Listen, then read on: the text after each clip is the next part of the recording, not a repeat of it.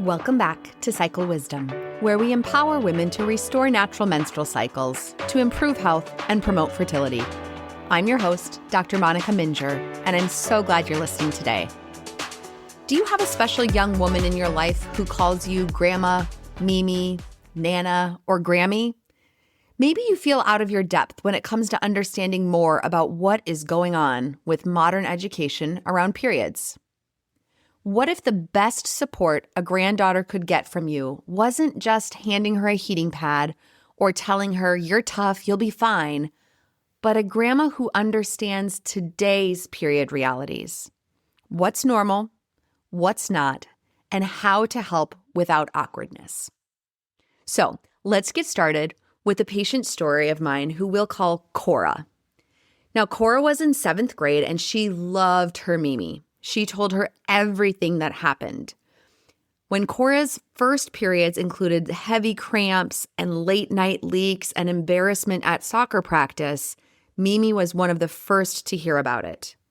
Now, Mimi had stopped having menstrual cycles herself a few years ago, and she grew up with all sorts of things like thick pads and leaking, and was basically just told, tough it up and don't talk about it.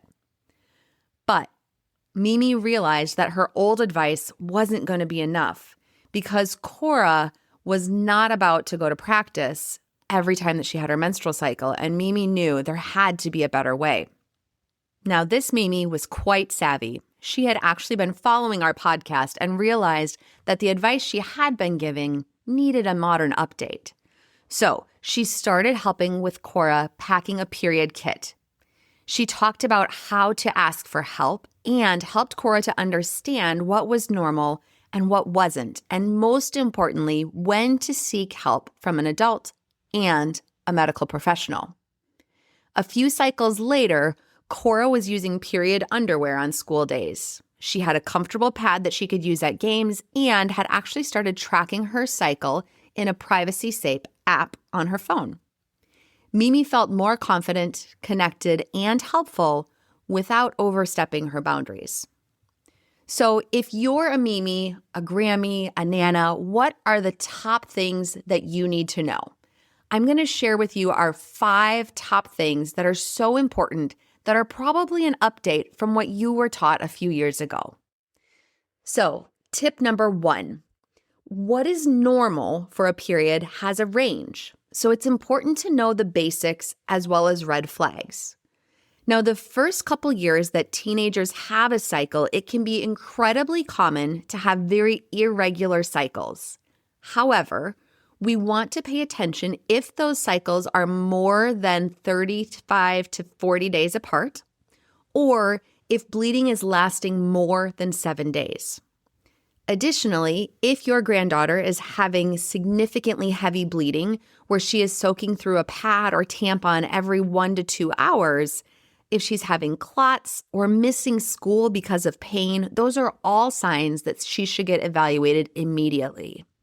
One of the beautiful things that we have within the field of restorative reproductive medicine is that this does not always mean that you need to go on birth control, and this is a big change from prior.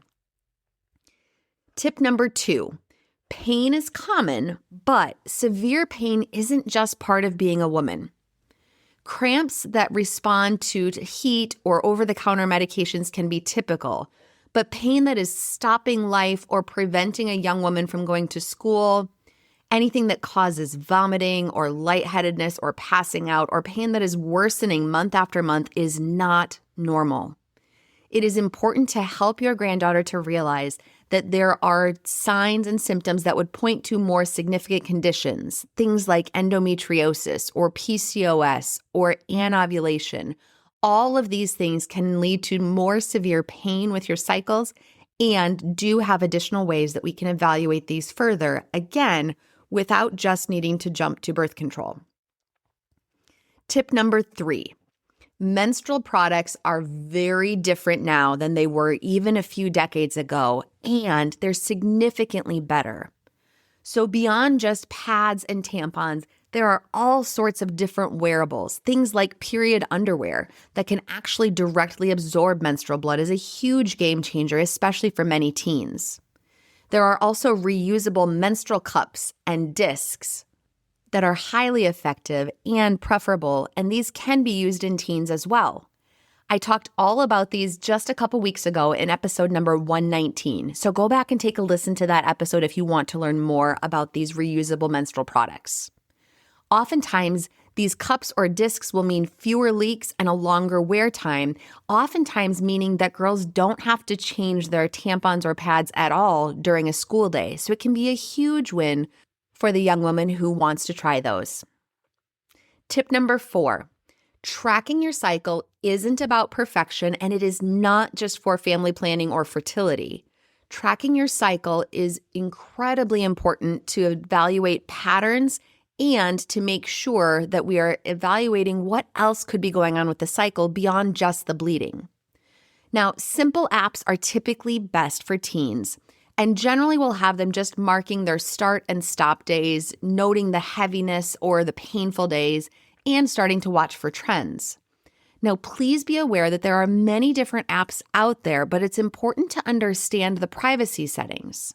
For young women that may not have a phone yet, there are also paper versions or printable trackers as great alternatives.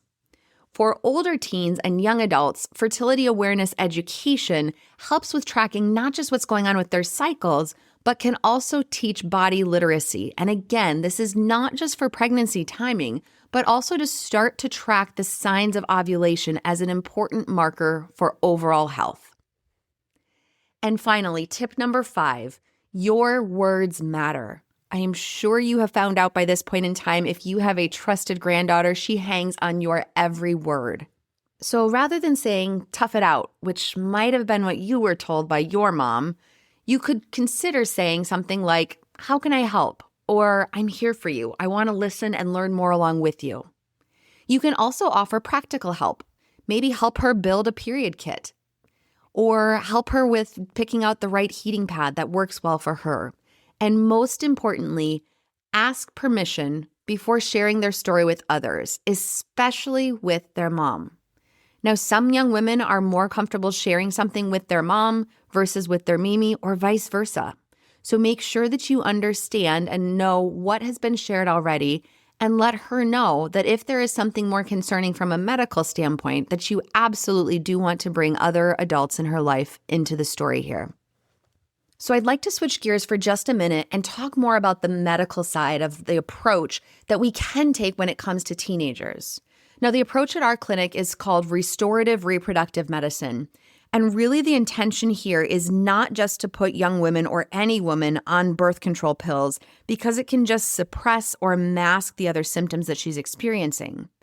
Rather, we want to focus on the symptoms that are presenting themselves and work together collaboratively to get her cycles back on track so that she's minimizing symptoms and minimizing her downtime, especially with her cycles. So part of the way we do this is that we look at her as a whole person, not just the symptoms that are going on around the time of her menstrual cycle, but also other symptoms, things like excessive weight gain or hair growth or excess acne or fatigue.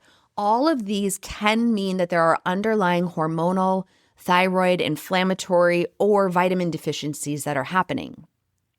We also will always evaluate, especially if there is heavy bleeding or heavy pain, looking for things like thyroid dysfunction, or if severe pain is present, things like endometriosis or bleeding disorders. All of these can be incredibly important, not just for changing the trajectory of her current symptoms, but also the longer-term outcomes when it comes to the menstrual cycle. We provide age-appropriate education. So rather than just telling a teenager she should have a menstrual cycle once a month, we discuss what's called body literacy. And really, this is empowering young women to have a better understanding of what's going on with their cycle day after day, not just during the bleeding pattern, but also encouraging them to understand the importance of ovulation, not just for fertility, but also as an important sign of overall health. We also discuss modern period product coaching.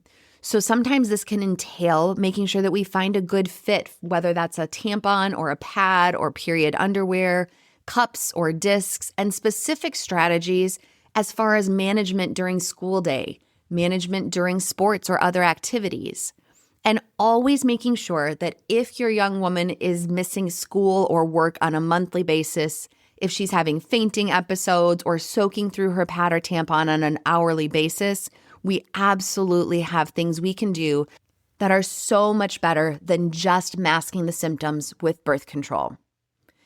So what are some practical takeaways that you can start today? So again, always starting with boundaries, asking your granddaughter, can I share with other family members, and letting her lead as far as what she wants to disclose. Obviously, we always want to make sure that she is safe and healthy, and so if there are things that require additional escalation, you may want to bring one of the parents into this situation. You may work with your teen to create a period kit, especially if you're someone who is crafty. A cute little bag can help, and helping her to get ready for what can be taken with her to school on a regular basis.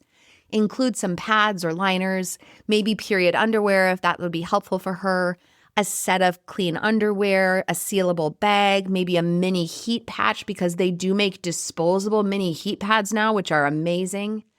All of these things would be a great practical tip that you could use today.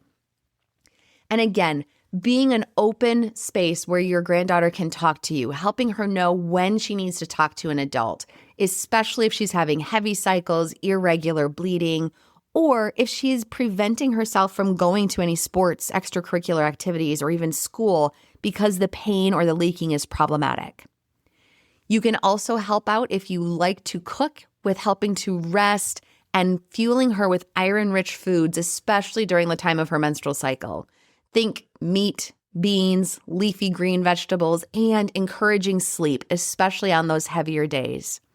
And most importantly, your words matter. I believe in you. I'm here for you. Do you want ideas for how to manage this pain, or can I just hang out with you?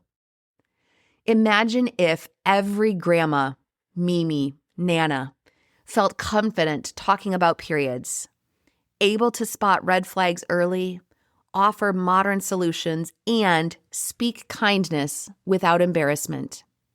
You can be a powerful part of helping your granddaughter to feel informed, supported, and ready to live their lives, even from their first period, to help improve her health and understanding of her cycles. If you're ready to work with our elite team of healthcare professionals, go to our website, radiantclinic.com, to schedule a free discovery call and learn more about our package-based pricing for comprehensive care. We are currently able to see people for in-person appointments in our Cedar Rapids, Iowa clinic, or can arrange for a telehealth visit if you live in many different states across the U.S. Check out our website for current states that we can serve medical clients, and let us know if your state is not listed to see if we can still cover you there, as we are constantly expanding our reach. Please note that our fertility educators are able to take care of clients no matter where they live. Thank you so much for listening to this episode. Please share this podcast with someone in your life who would benefit from our services. Remember to subscribe to this podcast for more empowering content that I look forward to sharing with you on our next episode of Cycle Wisdom.